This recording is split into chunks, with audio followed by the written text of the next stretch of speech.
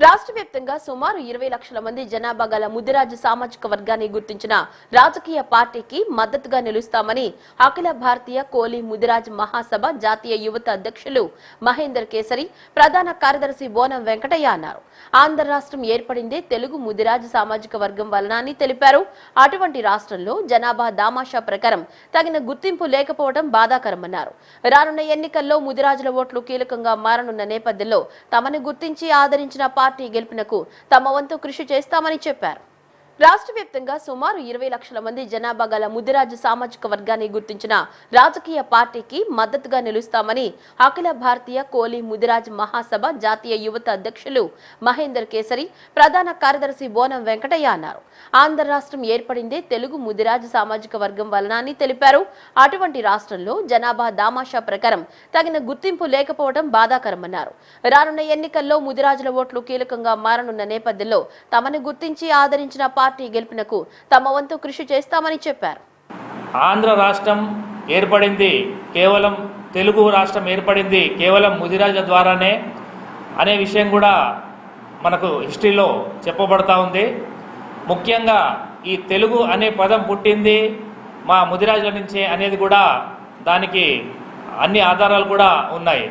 అలాంటి ముదిరాజులను ఏ యొక్క రాజకీయ పార్టీ కూడా గుర్తించలేదు. ఇక్కడ ఉన్నటువంటి ప్రభుత్వం కూడా ముదిరాజులను గుర్తించలేదనేది స్పష్టంగా మాకు తెలుస్తుంది.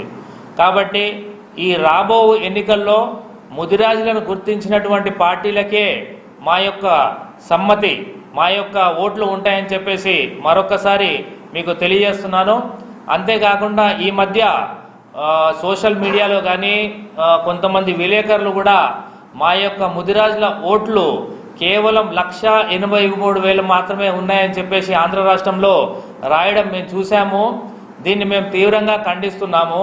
ఎందుకంటే దాదాపు 40 లక్షలకు పైచిలకు ఉన్న జనాభా ఉన్నటువంటి మా ముదిరాజులు దాదాపు 20 నుంచి 25 లక్షల మంది ఓటర్లతో ఇక్కడ ఆంధ్ర రాష్ట్రంలో గుర్తించబడినటువంటి బీసీలలో పెద్ద కులంగా గుర్తించబడింది.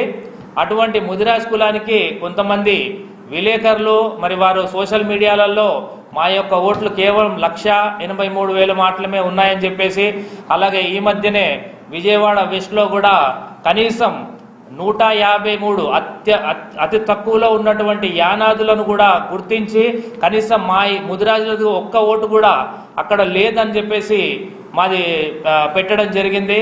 కాబట్టి ఈ విషయాన్ని అన్నింటినీ కూడా మేము తీవ్రంగా ఖండిస్తున్నాము. అంతేకాకుండా ఈ ఎన్నికల్లో ఖచ్చితంగా మా ముదిరాజుల ఓట్లు కీలకంగా మారుతాయని చెప్పేసి మీకు నేను తెలియజేస్తున్నాను. సరే, మా ముదిరాజుల్ని ఎందుకు చిన్న చూపు చూస్తున్నారో మాకు ఇప్పటికి కూడా అర్థం కావట్లేదు. ఇంతమంది సామాజిక వర్గం బీసీలో ఉన్న మమ్మల్ని మీరు అంతమంది లేరు ఇంతమంది లేరని ఏదో ఫేక్ మీడియాలో చూపించడం, దాంట్లో కూడా ఎక్కడో కింద భాగంలో ముదిరాజులు ఇంతమంది ఉన్నారని చెప్పడం, ఇది కావాలని కుట్ర జరుగుతుందా లేకపోతే మమ్మల్ని ఇలా అవమానించడం ధర్మం కాదని మేము చెప్పుకుంటున్నాం. మీరు వాస్తవాలు తీయండి, బయటికి వాస్తవాలు మాట్లాడండి, మా జనం ఎంత ఉందో చేయండి. ఈ మధ్యకాలంలో చేసింది కదా గవర్నమెంటు, ఆ ప్రకారం ఎంత ఉందో బయట పెట్టండి. మేము గవర్నమెంట్ డిక్లేర్ చేస్తే మేము అవసరం అనుకుంటే రోడ్డు మీదకి వస్తాం.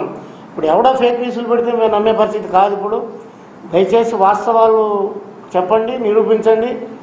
ఇప్పుడైతే మేము దగ్గర 20 లక్షల ఓటర్లను ఖచ్చితంగా ఉన్నాం. 30 లక్షల మంది పైన జనం ఉంటాం.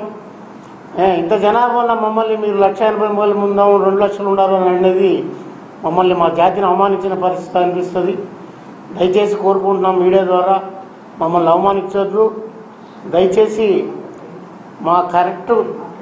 మా యొక్క జనసేకరణ జనబలం ఎంత ఉందో మాకు క్లియర్గా మీరు తెలియజేస్తారా? లేదు మేము తెలియజేస్తాం, మేము సేకరిస్తాం. ఖచ్చితంగా మా కులానికి న్యాయం జరగాలి, మా కులాన్ని గుర్తించండి, మా కులానికి బీసీ వర్గాల్లో అవకాశం కల్పించండి, అన్ని వర్గాలు అన్ని పార్టీలు కానివ్వండి. Thank you. జై ముదిరాజ్. బులెటిన్ ముగించే ముందు హెడ్లైన్స్ మరోసారి.